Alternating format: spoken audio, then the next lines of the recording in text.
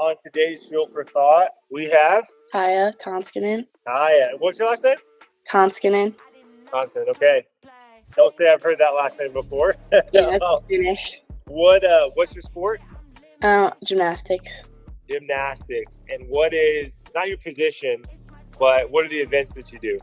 I do all of the events, so I train all the events. Wow, okay. And is that what it's called, their events? Yeah, for the most part. People say events are like apparatus. Apparatus? And you just do it all? Yeah. Okay. How tall are you? 5'2". 5'2". Up there. Yeah. Now, I've always wondered, why is it, or is it just a good thing? Thanks, man. Is it a good thing to be shorter for gymnastics? In my opinion, I think yes, because, well, I do now I'm at college, so now I'm at the university doing college gymnastics. But before college, I did elite, which is the Olympic level.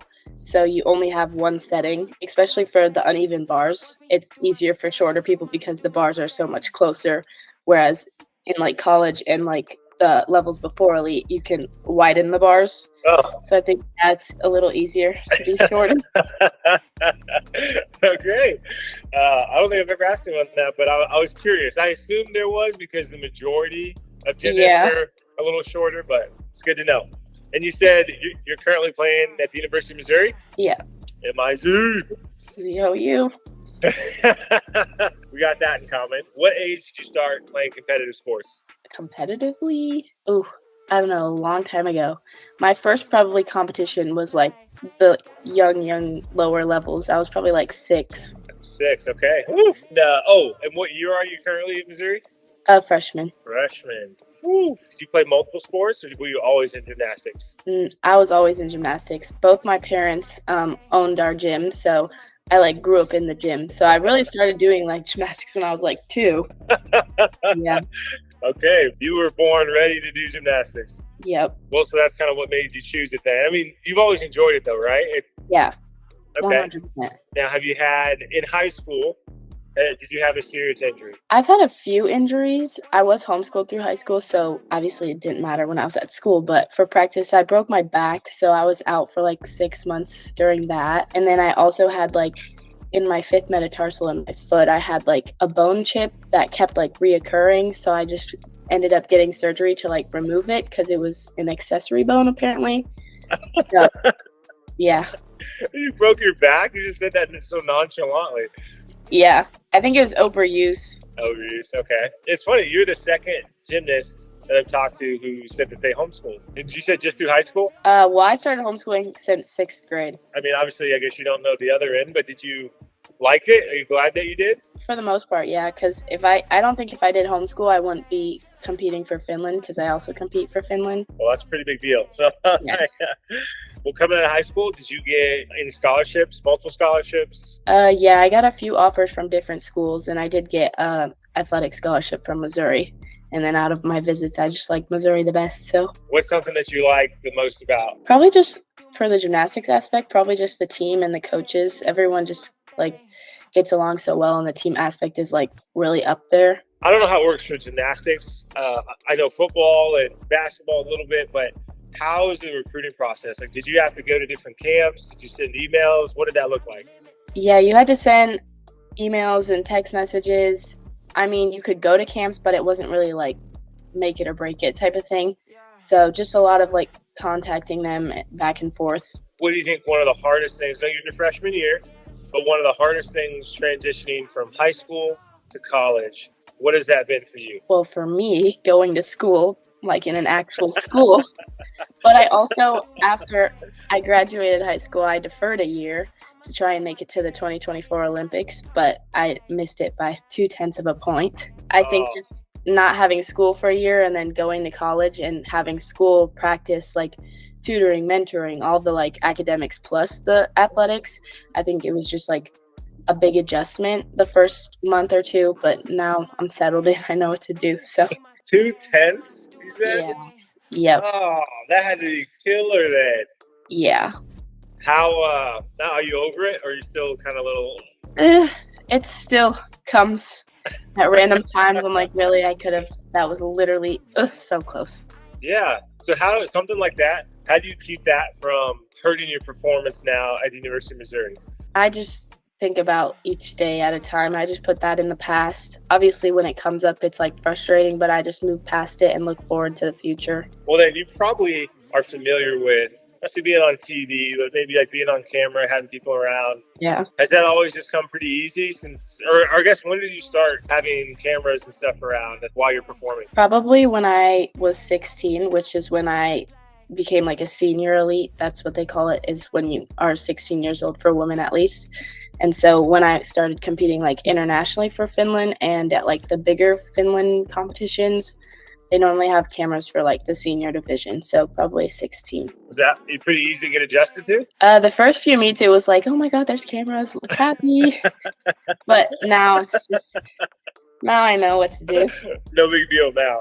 Yeah. What does a typical day in college look like for you during season? During season? I don't know yet because we haven't started season yet. Yeah, duh. Yeah. Practice is, for now, is get up at like 6, get ready, breakfast at 7, practice at 7:30 or 8, then like till noon, or we'll have lift every other day. And then classes, or eat lunch after practice, then classes from like 1 to 3, and then normally tutoring or mentoring, and then either treatments or like recovery, and then dinner.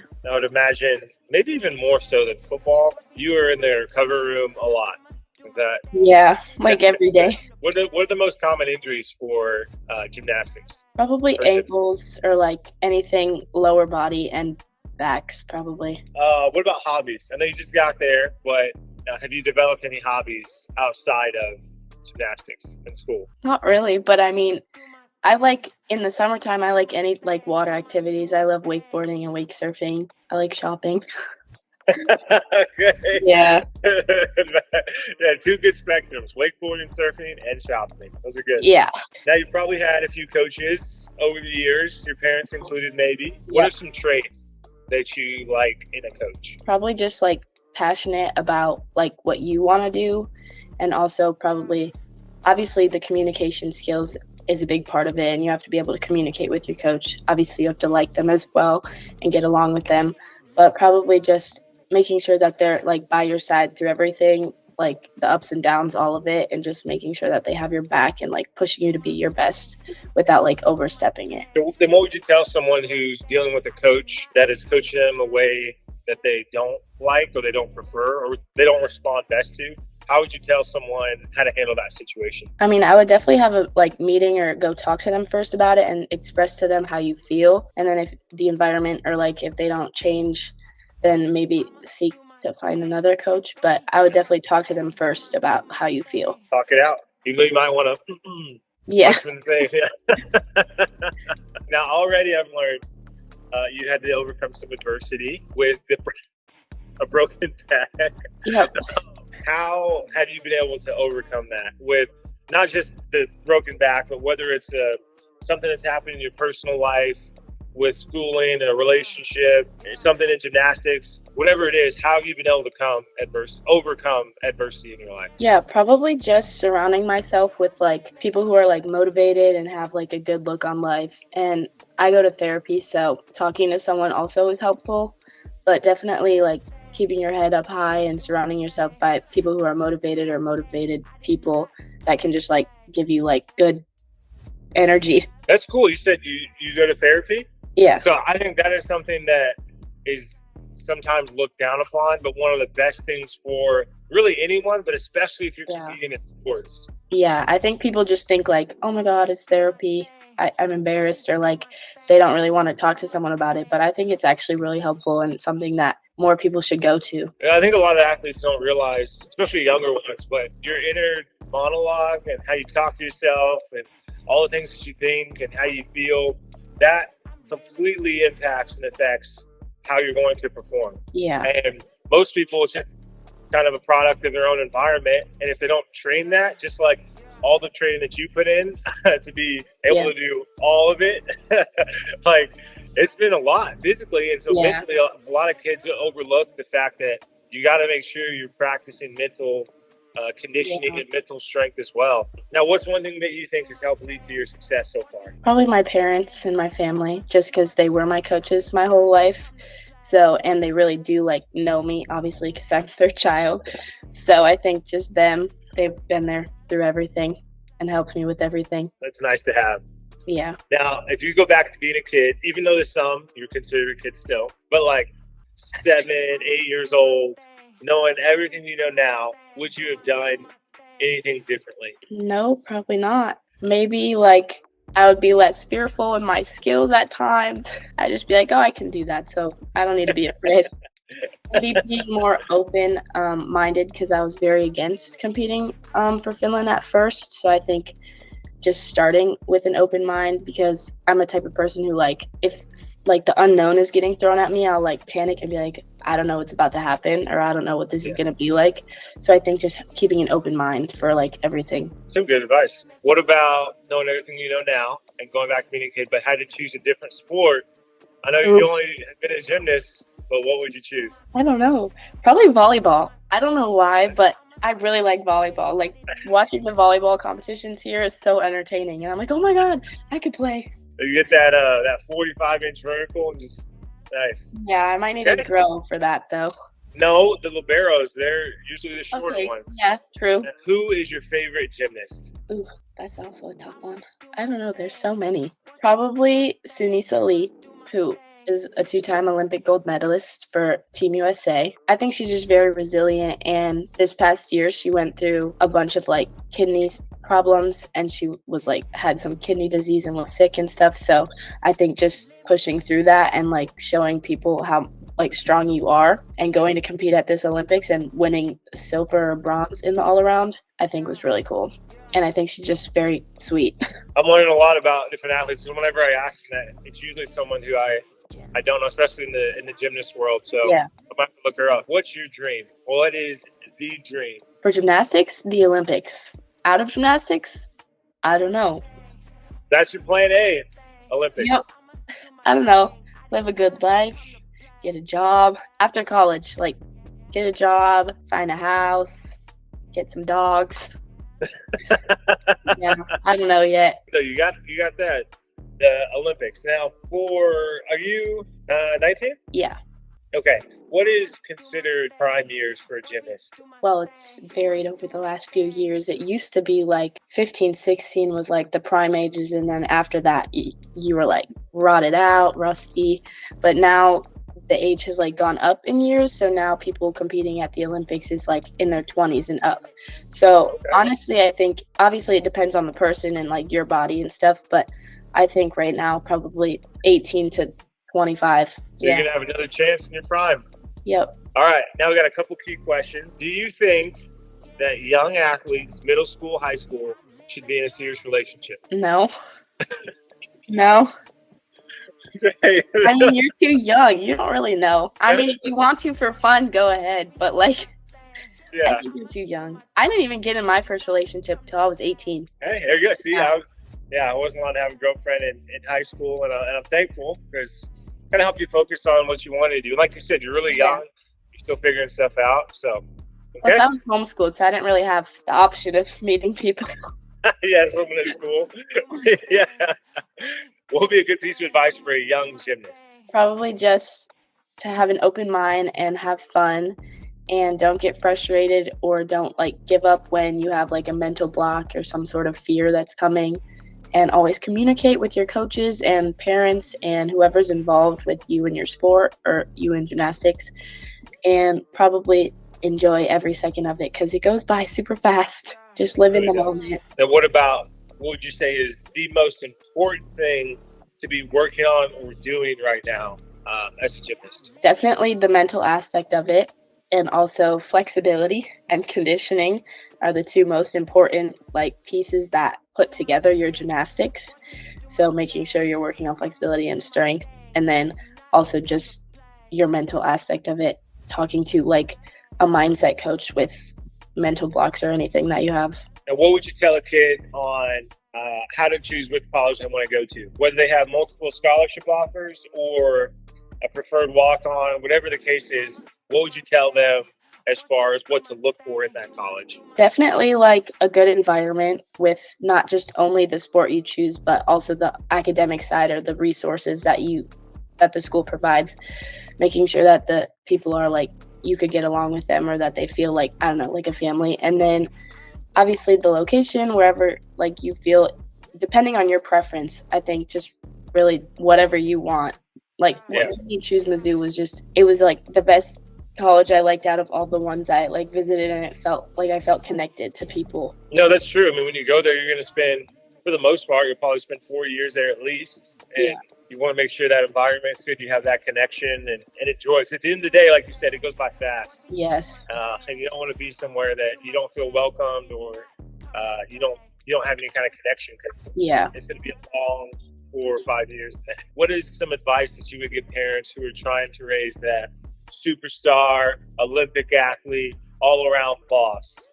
Definitely don't overstep your boundaries, or like don't push your kid to do what they don't want to do, because in the end it's not you doing the sport, it's them, and it's what they want to do with it. So I would just let the coach do like their job, obviously be supportive and be their support system, but definitely let them do what like they want and what they feel, but obviously be there to guide them and help them make the right choices and right decisions. Very well said. You're just getting adjusted to this first year in college, but how can younger athletes better balance everything that they have going on in life between school, family, relationships, job? I say therapy. Therapy helps. If you want to figure out how to like manage your time better or balance everything out, I think talking to someone can really help you figure out what is suited best for you. So that's mine. First one that has said that too. And like I was saying earlier, there's that negative persona about it. Yeah. So well, I keep saying it. Now, what about, we mentioned this a little bit earlier as far as what you did, but how can some other young athletes in high school, that young gymnasts specifically, that are trying to get noticed by schools, what would you say is the best thing for them to be doing right now? Email the colleges you want to go to, text them, post on your social media and tag them.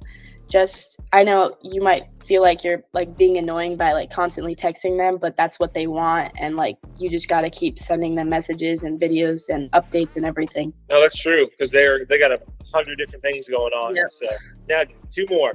Do you think that youth athletes should stick to some sort, like middle school, high school, should stick to some sort of meal plan? I mean, yes, I think everyone should just know how to balance their foods correctly and what they choose to eat and drink and everything. I just think you should just have a balance either way, because I love sweet things. I have a sweet tooth and I love eating sugary things, but I also know how to like balance it with like my fruits and vegetables and everything. I got that sweet tooth as well. Can be dangerous. Yeah.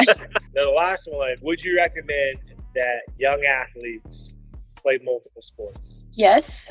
When you're younger, I say play multiple sports if you want to, but then once you get more into like the teenage years and more like serious competitions of it, I would recommend one sport, just because obviously if you have a goal in that sport, I think it'd be easier if you just have one sport instead of multiple, because you can focus on the end goal. And you develop different skills and stuff along the process, but you got that one in mind. You can use that to your advantage for sure. The last section, these are rapid fire questions. So, oh boy, okay. I'll give you 2 options. First one that comes to mind, let me hear. Okay. You ready? Yeah. College or pro sports? Pro sports. MJ or LeBron James? MJ. Venus or Serena Williams? Serena. Chocolate or vanilla? Chocolate. Simone Biles or Olivia Dunn? Simone Biles.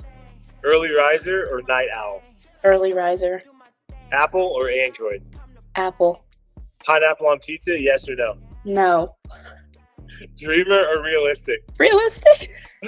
Greatest athlete of all time in any sport? Simone Biles. Lululemon or Nike? Nike. Toilet paper over or under? Over. Thin crust or deep dish? Deep dish. Pancakes or waffles? Pancakes. Patrick Mahomes or Tom Brady?